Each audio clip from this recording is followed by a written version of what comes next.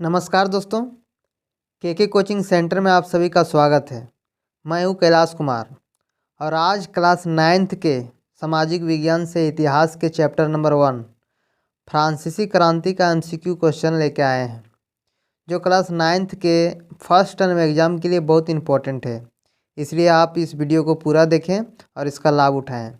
और अगर इस चैनल को सब्सक्राइब नहीं किए होंगे तो कृपया सब्सक्राइब कर लें और साथ ही अपने साथी दोस्तों को भी बताएं जिससे इसका सबको फ़ायदा हो सके। तो आइए आज हम लोग शुरू करते हैं क्लास 9th के इतिहास के चैप्टर नंबर 1 फ्रांसीसी क्रांति का कुछ important question, MCQ important question जो फर्स्ट टर्म एग्ज़ाम के लिए काफ़ी इम्पोर्टेंट है।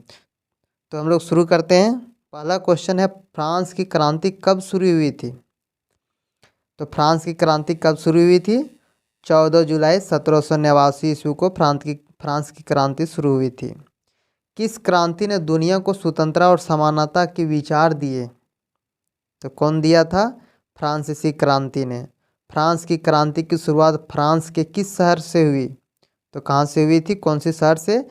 तो पेरिस से। फ्रांस की राजधानी कहाँ है? तो फ्रांस की राजधानी कहाँ है? पेरिस में। 1789 ईस्वी में फ्रांस की क्रांति किसके शासनकाल में हुई थी? तो फ्रांस की क्रांति किसके शासनकाल में हुई थी? लुई 16वां के शासनकाल में। याद रखिएगा, लुई 16वां बहुत इंपॉर्टेंट है ये। लुई 16वां का संबंध किस राजवंश से था? तो उस राजवंश का क्या नाम था? बुर्बो राजवंश। बुर्बो राजवंश की लुई 16वां किस वर्ष राजगद्दी पर बैठा था? तो कब बैठा था लुई 16वां गद्दी पर? 1774 ईस्वी में। फिर है, लुई 16वां किस आरोप में 21 जनवरी 1793 को फांसी दी गई? लुई 16वां को किस आरोप में 21 जनवरी 1793 ईस्वी को फांसी दी गई? तो किस जुर्म पर दी गई थी उसे? देशद्रोह के जुर्म पर। फिर 14 जुलाई 1789 ईस्वी को फ्रांस की राजधानी पेरिस में किस किले को तोड़ दिया गया? तो किला का नाम क्या था? बास्तिल किला। टाउन हॉल के सामने कितने लोग जमा हुए थे जिन्होंने जन सेना गठन करने का निर्णय लिया था? तो कितने लोग थे? 7000 लोग। फ्रांस की क्रांति के परिणामों के संबंध में कौन सा कथन सही है?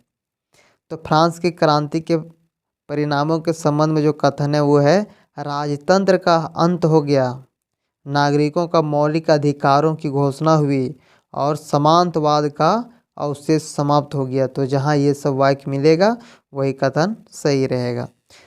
फिर एक, क्रांति से पहले फ्रांसीसी समाज में सत्ता और सामाजिक हैसियत को अभिव्यक्त करने वाली श्रेणी को क्या कहते हैं?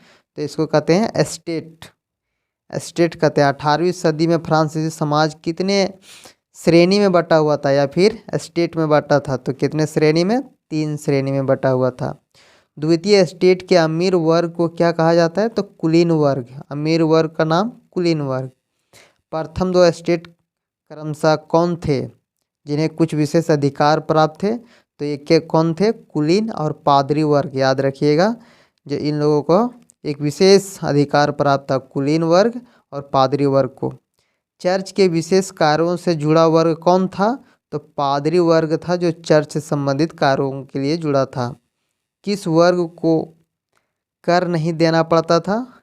तो यही सब जो 2 वर्ग है, कुलीन और पादरी, ये दोनों को कर नहीं, मतलब टैक्स नहीं देना पड़ता था। फिर एक, केवल किस श्रेणी के लोग कर अदा करते थे? तो यहाँ पर तीसरे स्टेट मतलब तीसरे श्रेणी के लोगों को सिर्फ कर देना पड़ता था, या फिर जनसाधारण। टाइद क्या है? तो एक धार्मिक कर है, मतलब धार्मिक टैक्स है। टाइल क्या था? तो प्रत्यक्ष कर था। टाइद है धार्मिक कर और टाइल जो है प्रत्यक्ष कर था। सीधे राज को दिया जाने वाला कर क्या कहलाता है? टाइल कहलाता है। सीधे राज को दिया जाता है। जब जीवित रहने के साधन खतरे में हो तो ऐसी स्थिति को क्या कहते हैं? तो जीविका संकट कहते हैं। एक राजनीतिक संस्था जिसमें तीनों स्टेट्स अपने प्रतिनिधि भेजते थे, क्या था? ये था स्टेट्स जनरल। मैनर क्या था? तो स्टेट था। 18वीं सदी में किस नए वर्ग का उदय हुआ था? तो मध्य वर्ग का। सामाजिक अनुबंध द सोशल कॉन्ट्रैक्ट का विचार किस फ्रांसीसी विद्वान ने दिया था? तो रूसो ने दिया था। रूसो कौन था? एक फ्रांसीसी दार्शनिक था।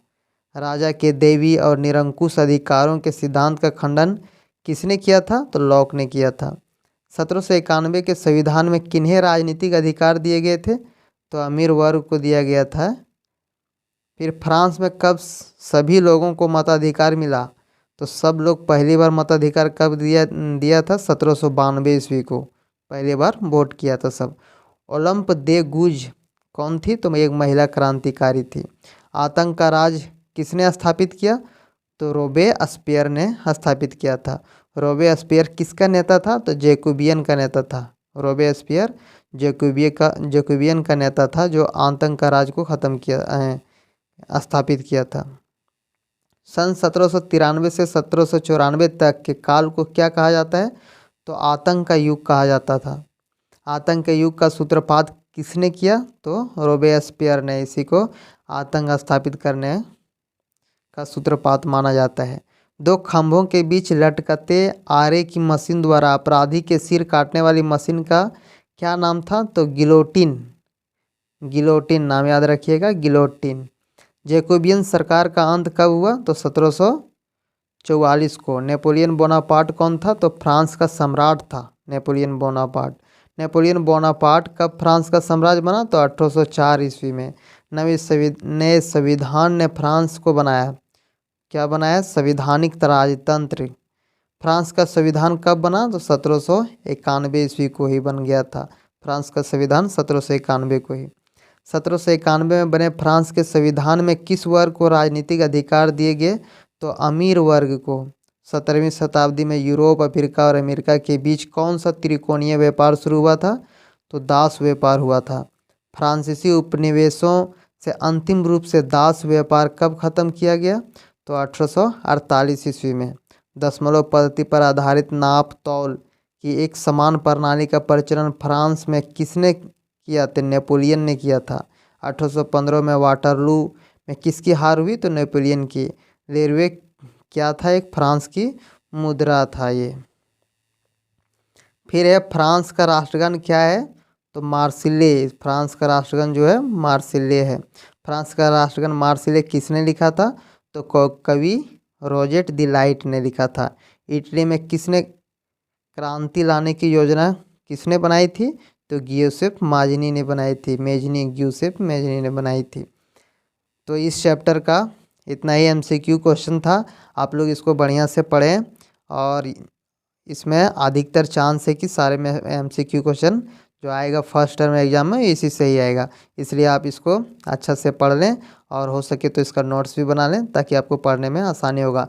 और नहीं तो इस वीडियो को ही प्ले करके आप बार बार सुन सकते हैं। और आप लोग वीडियो में लास्ट तक बने रहें, इसके लिए बहुत बहुत धन्यवाद।